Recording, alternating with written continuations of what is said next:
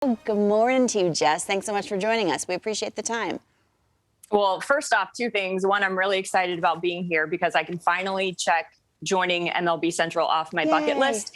And then two, thank you for having me on today versus yesterday, because there is no way I could have followed Nick Jonas. I mean, I'm a Led Zeppelin girl at heart, but you better believe I've got some levels and some jealous on my running mix. We peaked. Hey, the guys are chomping at the bit. They just want to ask, Jess and I went to college together. Sorority sisters. Oh my God. In their minds, this is like, did you ever, their mind is blown. Jess, did you ever meet the supposed beekeeper that she dated for 3 years in Florida? He was not a beekeeper. He stung himself with bees as an for anti-inflammatory Did you ever purposes. meet the crazy person that she dated? I did not, but based on just, the description right there, I kind of wish I was best friends with him. Yeah. Man, I tell you. He was not a beekeeper. He didn't have like a bee outfit on all the time. Did you ever do a keg stand in college? Never once. That sounds about right. I kind of figured you didn't. What does that mean? Because you're not. You need to get in the cut. You're not fun. Get in the weeds. You're not fun. I was trying to remember some good stories from college. It was a little difficult because, Shahadi, when we were at UF, you still needed a Blockbuster card to have a killer Friday night. Look at Lauren. So that just shows how long ago that was. But what I do remember is you drove a Jeep Wrangler in college, right? I had you drove a Jeep Wrangler? Yeah. Okay. I had a Jeep Wrangler as well. Jeep Wrangler Sahara, green, soft top. Sorry about it.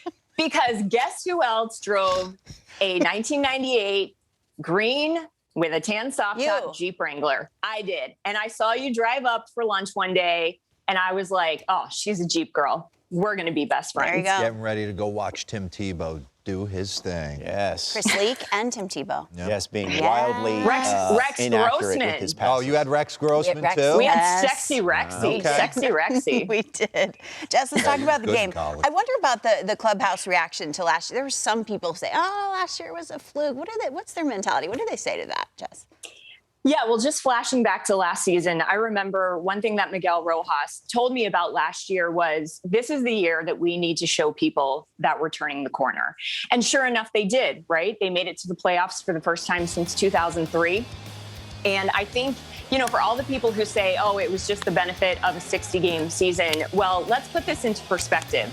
The Marlins last year, especially considering the COVID issues that they had at the beginning of the season, they made 174 roster moves. They had 18 guys make their big league debut. They had 13 different starting pitchers. So the Marlins making the playoffs last year, you do not just luck into that, right? That is great managing by Don Mattingly. That is players, stepping up. That is the team, like Miguel Rojas said, turning the corner. And Don Mattingly said, we got a taste last year of success. We got a taste of the playoffs, and that only made us more hungry. So going into this season, they want to prove that last year wasn't a fluke, but they already know that internally. So the goal is individually for each guy to continue making progress and get better. And then as a team to hold each other accountable. So, for the Marlins, it wasn't just a fluke. It was setting the tone for what they expect out of themselves, which is to be a team that consistently makes it to the playoffs. And look, they're in a brutal division. Don Mattingly calls the NL East the black and blue division because they spend, the team spends so much time beating up on each other. So they're realistic that they're in a tough division, but internally, they also know that they are completely capable of getting right back to the playoffs this year. Don Mattingly also told you about his desire, and he's pleased that there's going to be fans back in the stands. What more can you tell us about that?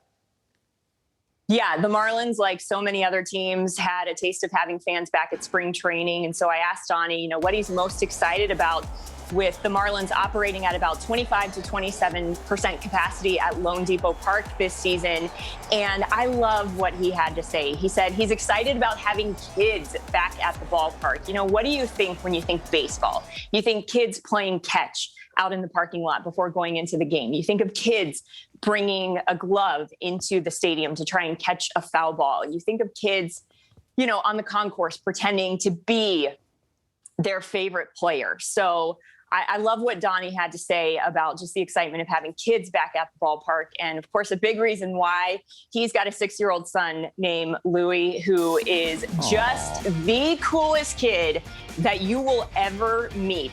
Follow Don's wife, Lori, on Instagram. Go look at some of the videos of Louis. That kid is packed full of personality. He loves being at the ballpark with his dad. You know, they play a ton of baseball, obviously, during the off season together in the backyard. And so I asked Donnie one time, you know, does Louis hit for average or does he hit for power? And Donnie said he likes to try and hit the ball on top of the roof. So right now, Louis Mattingly is a power hitter. We'll see how that develops. There you go. Hey, as he grows up. but you know, his MO can be refined over the next several years.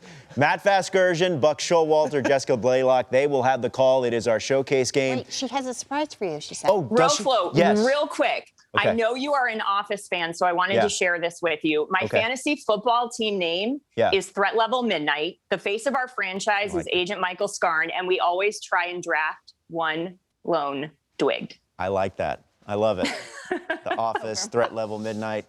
I'll explain it to Lauren, Jessica, but... Played golf with Brian Bumgarner this offseason. Oh, that's good. Yeah. Hey, enjoy the game. Thanks for joining us, and we'll talk to you soon.